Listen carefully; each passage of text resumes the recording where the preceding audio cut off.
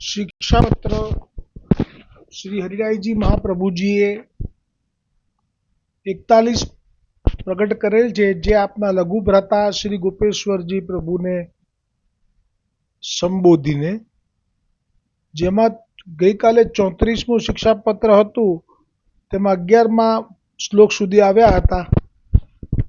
હવે આજે શ્લોક ક્રમાંક આવશે 12, 13, 14 અને 15. 12મા શ્લોકમાં સંસ્કૃતમાં મૂળ શ્લોકમાં શ્રી હરિરાયજી કહે છે, ફલકાક્ષણમ યત્રમ લૌકિકાનામ યથા ધને તદભાવે યથા લોકા દુઃખે નાસુમ સ્તજંતિ હિ. તેનો શબ્દાર્થ કરતા શ્રી હરિરાયજી કહે છે, આપના લઘુ ભ્રાતા ગોપેશ્વરજીને સંબોધીને સાથે સાથે આચાર્ય કુલ બાળકો માટે, કે જ્યાં ફલની આકાંક્ષા નથી, જેમ લૌકિક જનોને ધન પ્રાપ્તિ માટે આકાંક્ષા હોય છે, અને જો તે લૌકિક જનનું ધન જ્યારે નષ્ટ થાય ત્યારે તેઓ દુઃખથી પ્રાણ ત્યાગ કરી દે છે, તેવી જ રીતે સેવામાં પ્રીતિ લાગે છે અને સેવાના અભાવમાં પ્રાણ ત્યાગ સમાન દુઃખ થાય છે. એવું શ્રી હરિરાયજી આપના લઘુ ભ્રાતા ગોપેશ્વરજીને સમસ્ત વલ્લભકુલને કહી રહ્યા છે. વિવેચન કરતા કહે છે આ શ્લોકનું, કે ફળની કામના રાખવાથી પુષ્ટિ માર્ગીય ફળનો નાશ થાય છે. તેથી પ્રભુની સેવામાં કોઈ પણ ફળની આકાંક્ષા ન રાખવી. કામના ભાવમાં બાધક છે. જેમ લૌકિકમાં ધન પર લોકો પ્રીતિ રાખે છે અને એના અભાવથી દુઃખી થાય છે, તેમ ભગવદ સેવામાં પ્રીતિ થાય અને ભગવદ સેવાના અભાવમાં પ્રાણ ત્યાગ સમાન દુઃખ થાય છે. 13મો શ્લોક સંસ્કૃતમાં, સર્વ ત્યાગસ્તુ સહજો યત્ર લૌકિક વેદયો નૈરપેક્ષ્યમ સ ભાવસ્તુ સર્વભાવો નિરાગ્યતે. શબ્દાર્થ કરતા કહે છે કે જેમાં લૌકિક વૈદિકનો સર્વ ત્યાગ સહજ થાય અને નિરપેક્ષતા થાય, તે સર્વ ભાવ કહેવાય છે.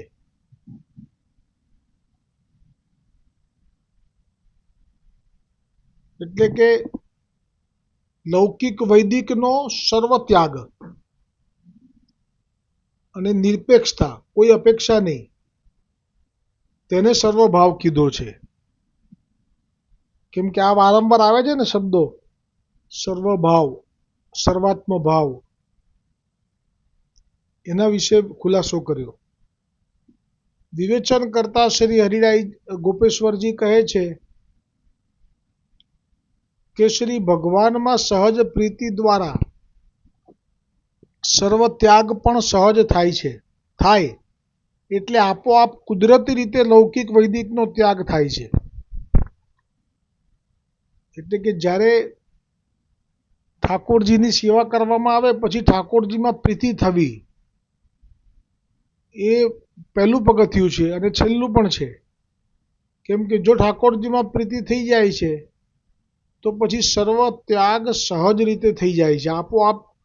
જેવી રીતે ગોપીજનોનું ઉદાહરણ લઈએ તો ગોપીજનોને ઠાકોરજીના દર્શન કર્યા પછી ઠાકોરજીથી જે એમને અનુભવ થયો, નેત્ર કટાક્ષથી જોવું, શ્રી મુખની વાણી શ્રવણ કરવી અને શ્રી અંગનો સ્પર્શ થવો, આ લીલા થયા પછી એમના હૃદયમાં ઠાકોરજી માટે પ્રીતિ થઈ ગઈ.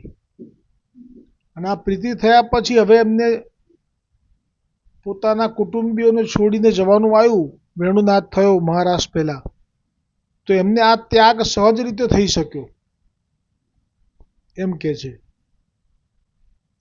પછી એમને લૌકિક વૈદિક કશાની ચાહના થતી જ નથી. અને આ જ વાત હવે ગોપેશ્વરજીએ અહીંયા મહાપ્રભુજીનો એક ચતુશ્લોકીનો શ્લોક ટાંકીને સમજાવી. શ્રી મહાપ્રભુજી વલ્લભાચાર્યજી ચતુશ્લોકીમાં કહે છે કે યદિ શ્રી ગોકુલાધીશો ધૃતમ સર્વાત્મના હૃદયી તતઃ કિમ પરમ દ્રુહિ લૌકિકેર્વી દેકેર્પી. એનો અર્થ ચતુશ્લોકીનો અર્થ પણ અહીંયા રાખ્યો છે શ્રી ગોપેશ્વરજીએ. જો સર્વ ત્યાગ ભાવથી શ્રી ગોકુલાધીશને હૃદયમાં ધારણ કરે તો પછી લૌકિક વૈદિક પણ અન્ય શું અધિક લૌકિક વૈદિકથી પણ અન્ય શું અધિક પ્રયોજન છે તે કહો. અર્થાત લૌકિક વૈદિકથી અન્ય કઈ પ્રયોજન નથી. આ પ્રકારે સર્વના આત્મા શ્રી કૃષ્ણને હૃદયમાં ધારણ કરવા, એમની સેવા કરવી, લૌકિક વૈદિકની ચાહના ન કરવી, રહેવું નિરપેક્ષ રહેવું, એમ સર્વાત્મ ભાવથી એક પ્રભુમાં જ મન રાખવું.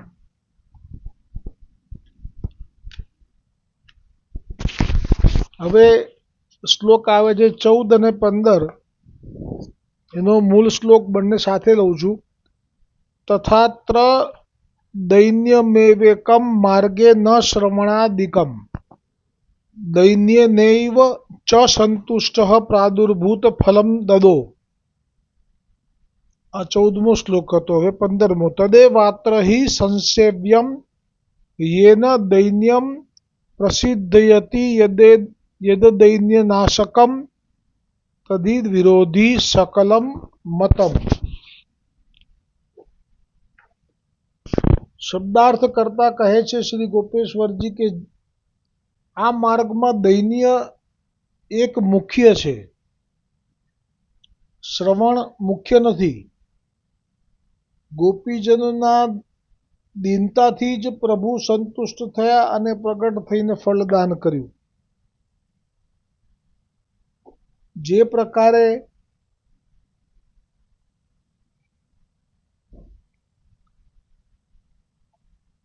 જે પ્રકારે દીનતા સિદ્ધ થાય તે પ્રકારનું સંસેવન આ માર્ગમાં કરવું.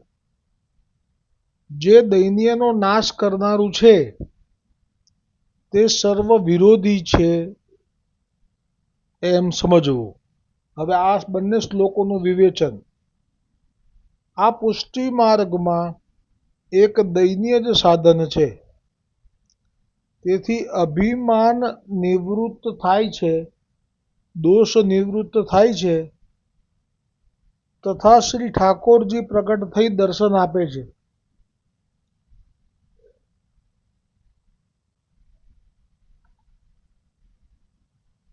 રાસ પંચાધ્યાયમાં ગોપીજનોએ ગુણગાન કરી નિસ્સાધન થઈ દીનતાપૂર્વક રુદન કર્યું ત્યારે તત્કાલ પ્રભુ પધાર્યા.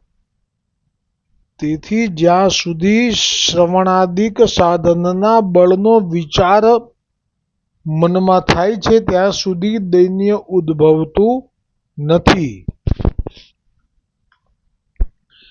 જ્યારે સાધનનું બળ નિવૃત્ત થાય છે ત્યારે દૈન્ય ઉદ્ભવે છે. ત્યારે પ્રભુ સંતુષ્ટ થાય છે અને પ્રગટ થઈ સ્વરૂપાનંદનો અનુભવ કરાવે છે. દૈન્ય વિના ફળ સિદ્ધ થતું નથી. જે પ્રકારે દૈન્યતા સિદ્ધ થાય તે પ્રકાર જ આદરવો જોઈએ. જે દૈન્ય ભાવનો નાશ કરનાર હોય તે સર્વને વિરોધી સમજી તેઓનાથી દૂર રહેવું. આમ કહેવાનો ઉદ્દેશ એ છે કે પુષ્ટિ માર્ગ વિના અન્ય માર્ગની જે ક્રિયાઓ સાધનરૂપ છે તે સર્વે પુષ્ટિ માર્ગના ફળની વિરોધી છે એવો નિશ્ચય મનમાં આણી તેવી ક્રિયાઓ કરવી જ નહીં. હવે આવતીકાલે 16, 17, 18 શ્લોક આવશે. શ્રી હરિરાયજી મહાપ્રભુજી કી જય હો.